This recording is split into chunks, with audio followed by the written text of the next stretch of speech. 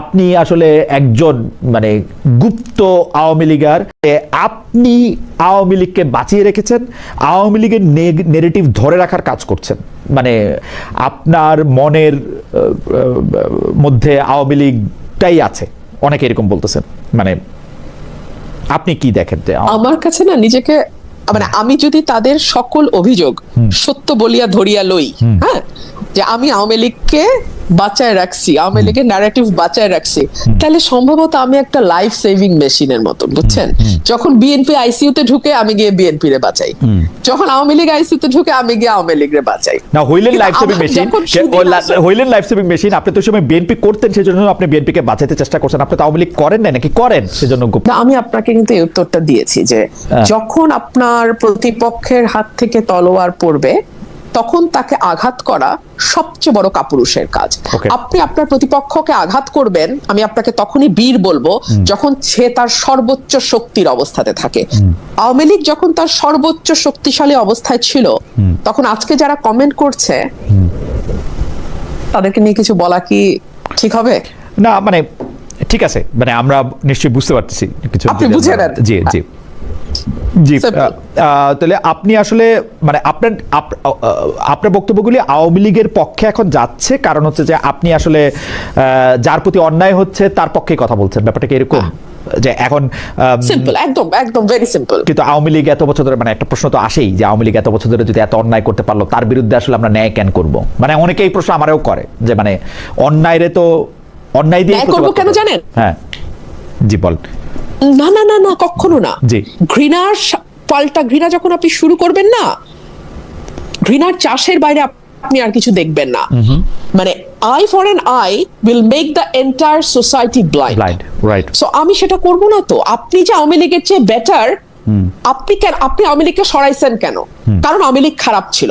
তো আপনি যদি সেটাই আবার করেন তাহলে আওয়ামী লীগের দোষ কি ছিল?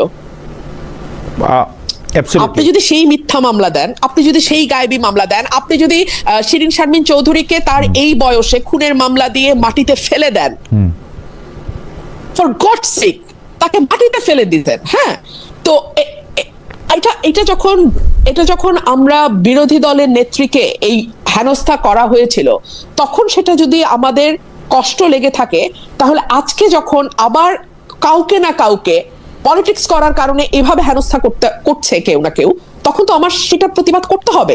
আসসালামু আলাইকুম দর্শক, দেশ এবং দেশের বাইরে থেকে আপনারা যারা এই আলোচনা শুনছেন, অত্যন্ত গুরুত্বপূর্ণ আলোচনা সামনে রয়েছে, তাই মনোযোগ সহকারে আলোচনাটি শুনবেন।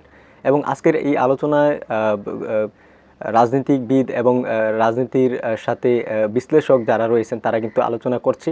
তো গুরুত্বপূর্ণ আলোচনা অবশ্যই রয়েছে। তো আপনারা যারা এই ভিডিওটি দেখছেন, ভিডিওটিতে একটি লাইক করে দিন। লাইক করলে কি আমরা যে ভিডিও তৈরি করি সেই ভিডিও করা উৎসাহ বাড়ে। তো চলুন কথা না বাড়িয়ে মূল ভিডিওটি কন্টিনিউ করব। তার আগে বলে নিচ্ছি, আপনারা যারা এই ধরনের ভিডিও পছন্দ করেন তারা অবশ্যই আমাদের চ্যানেলটি সাবস্ক্রাইব করে রাখুন। তো চলুন কথা না বাড়িয়ে মূল ভিডিওটি কন্টিনিউ করতে থাকি। বিএনপি সরকারের ভারত বিষয়ে অবস্থান খুব বেশি বদল মনে হয় না, শুধুমাত্র জনাব খলিলুর রহমানের ভারত সফর করে শেখ হাসিনাকে প্রত্যর্পণ, মানে শেখ হাসিনাকে বাংলাদেশে ফেরত দেওয়ার ব্যাপারে একটা কথা আদায় করা ছাড়া আপনি এটাকে কিভাবে দেখেন? আসলে কি ভারত শেখ হাসিনাকে ফেরত দেওয়ার ব্যাপারে সিরিয়াস? মানে আপনি আপনার টেকটা কি, আপনি যদি একটু বলতেন। আমি একজন পলিটিক্যাল পার্সন হিসেবে আমার কাছে মনে হয় যে এটা ভারত কখনো করবে না, because Sheikh Hasina was the tested and trusted friend of India. এখন যদি তারা শেখ হাসিনাকে ফেরত দেয়, এটা কিন্তু তাদের অন্য বন্ধু যারা আছে বিভিন্ন দেশে তাদের কাছে একটা খারাপ বার্তা যাবে। এক, দুই হচ্ছে ভারত কিন্তু একটা বিষয় পরিষ্কার করেছে যে কেউ যদি তাদের দেশে আশ্রয় নেয় তাহলে তারা তাকে কখনো তার দেশে পুশ করে না। দালাই লামার কথা তারা কিন্তু খুব বলে। সো এখন আমি এই সকল কিছু দেখে আমার কাছে মনে হয়েছে যে আমার মনে হয় না শেখ হাসিনাকে তারা ব্যাক করবে। আর তাছাড়া আমাদের বন্দি, মানে যে বিনিময় চুক্তিটা আছে, হ্যাঁ, মানে ফেরত পাঠানোর যে চুক্তিটা, সেটা কিন্তু অনেকগুলো ইফস এন্ড বাটস আছে। আমি মানে গত 24 সালে পড়েছিলাম এটা, এখন আর অত একদম এক্স্যাক্টলি বলতে পারবো না আপনাকে, মুখস্থ নাই। কিন্তু যদি পলিটিক্যাল মোটিভেটেড কেস যদি তারা মনে করে, হ্যাঁ, তখন কিন্তু তারা কিছুতেই আর বন্দিকে ফেরত পাঠায় না। এবং ডেফিনেটলি শেখ হাসিনা যেহেতু পলিটিশিয়ান, ওনার কেস তো পলিটিক্যালি মোটিভেটেড, তো তারা বলবেই। সো মানে এইসব নানান দিক দেখে আমার কাছে মনে হয়েছে যে না, এটা তাদের ফেরত পাঠানোর কথা না। তাই একটা প্রশ্ন কমন, সেটা হচ্ছে যে আপনি আওয়ামী লীগের পক্ষে কথা বলছেন কারণ তারা মজলুম সেই জন্য, কিন্তু আপনি এটা নিয়ে মন্তব্য করবেন কিনা যে আওয়ামী লীগ তো ক্ষমা চায় নাই, এত বড় অপরাধ করার পর আওয়ামী লীগ যখন ক্ষমা চায় নাই, বা আওয়ামী লীগ কি তার কৃতকর্মের জন্য ক্ষমা চাইছে কিনা, আপনি কেন তার পক্ষে দাঁড়াচ্ছেন? এইটা ভবিষ্যতের ফেসিস্ট যদি কেউ হয়ে উঠতে চায় সেইটার পথ উন্মুক্ত করবে কিনা? আচ্ছা দেখুন, এখানে অনেকগুলো বিষয়। আওয়ামী লীগ ক্ষমা চায়নি, ক্ষমা চাওয়া না চাওয়াটা তার পলিটিক্যাল স্ট্র্যাটেজি বা ডিসিশন। ভুলও হতে পারে, শুদ্ধ হতে পারে, এটা সময় বলবে, এবং এটার মূল্য তার রাজনীতির মাধ্যমেই চুকাতে হবে। কিন্তু এখন তার বিরুদ্ধে আপনি মিথ্যা মামলা দেবেন কিনা, বা তাকে বন্দী হিসেবে আপনি কিভাবে ট্রিট করবেন, কিংবা আপনি যেহেতু এটা একটা পলিটিক্যাল পার্টি, সো তার সে রাজনীতি করতে পারবে কি পারবে না, এটা আপনি কি মানুষের হাতে ছাড়বেন, নাকি এটা আপনি ক্ষমতার বলে আপনি ঠিক করবেন যে আমি ঠিক করে দিলাম যে ওরা এখন রাজনীতি করতে পারবে না, আমি ঠিক করে দিলাম যে ওরা নির্বাচনে অংশ নিতে পারবে না। এখন এটা কি মানে আমরা নির্বাহী আদেশ দিয়ে, যেহেতু এখন ক্ষমতা আমরা পেয়ে গেছি, আমরা ঠিক করব, নাকি এটা আসলে মানুষের হাতে, 20 কোটি মানুষের হাতে ছেড়ে দিলাম? আচ্ছা ঠিক আছে, ভোট দেওয়া মানুষ ওরে, যেমন ধরেন জাতীয় পার্টিকে শূন্য একটা আসনও পায় না, জিএম কাদেরও জিততে পারে না নির্বাচনে, ঠিক আছে?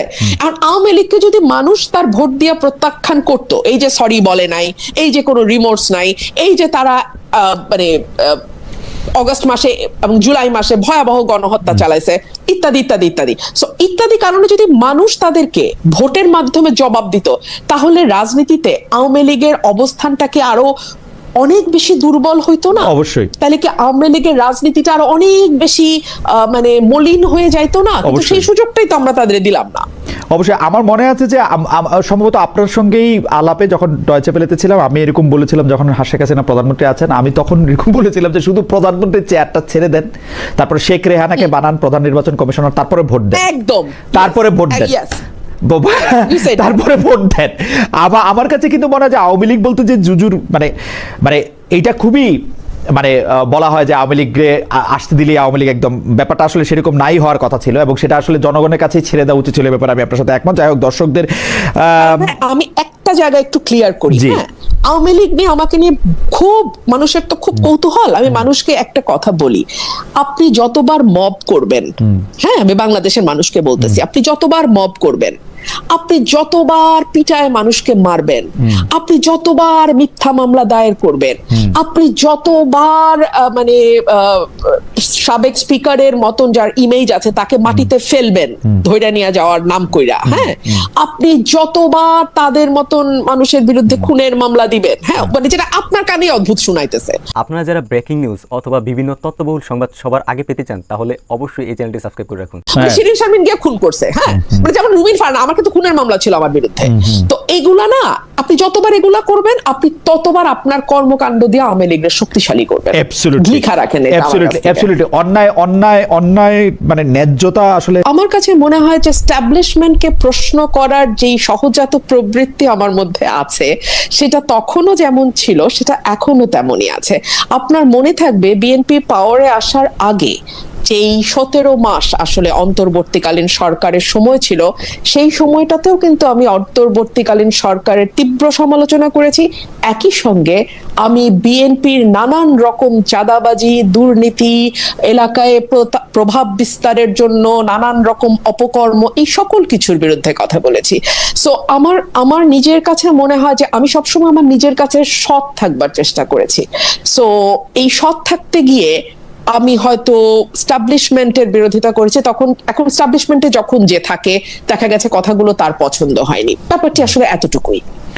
বেঁচে ফারহানা, আপনি আওয়ামী লীগের বিরুদ্ধে যেমন বলেছেন, তত্ত্বাবধায়ক সরকার বা অন্তর্বর্তীকালীন সরকারের বিরুদ্ধে যেমন বলেছেন, সেটা ঠিক, সেটির সুফল বা সেটির কারো না কারো পক্ষে তো গিয়েছেই, বিএনপি বা জামাত ইসলামের পক্ষে গিয়েছে, কিন্তু আপনি কিন্তু বিএনপির নেতৃত্বের পক্ষেও কথা বলেছেন, বিএনপির নেতৃত্বের পক্ষেও বিভিন্ন প্রশ্নের উত্তর দিয়েছেন, কিন্তু এখন আপনি সেই মানে নিজের বলা কথার বিরুদ্ধেই অনেক সময় অনেকখানে দাঁড়াচ্ছেন।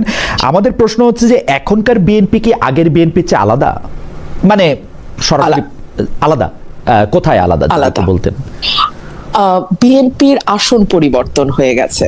তখন বিএনপি ছিল শোষিতের আসনে, এখন বিএনপি হয়ে গেছে শাসকের আসনে। আমি যদি শোষক নাও বলি, সার্টেনলি বিএনপি শাসকের আসনে।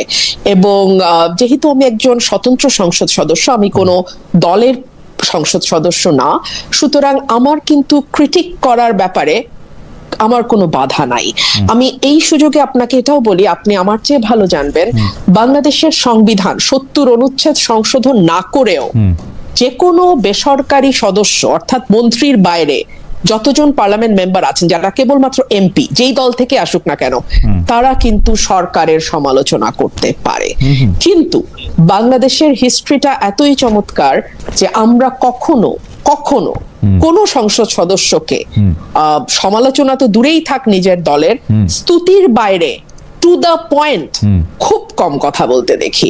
দর্শক, দেশ এবং দেশের বাইরে থেকে আপনারা যারা এতক্ষণ এই টক শো কিংবা এই আলোচনায় যুক্ত ছিলেন, আপনাদেরকে অসংখ্য ধন্যবাদ। এবং এই আলোচনার মাধ্যমে আপনারা কি বুঝতে পারলেন, আপনাদের গুরুত্বপূর্ণ মতামত কিন্তু আমাদেরকে কমেন্ট করে জানিয়ে দিবেন। এবং এইরকম গুরুত্বপূর্ণ ভিডিও সবার আগে পেতে আমাদের চ্যানেলটি সাবস্ক্রাইব করে রাখুন। এবং যারা এখনও পর্যন্ত এই ভিডিওতে লাইক দেন না, তারা অবশ্যই একটি লাইক করে দিন। তো আজকে এই পর্যন্ত, দেখা হচ্ছে পরবর্তী ভিডিওতে। এতক্ষণ সাথে থাকার জন্য অসংখ্য ধন্যবাদ। আসসালামু আলাইকুম।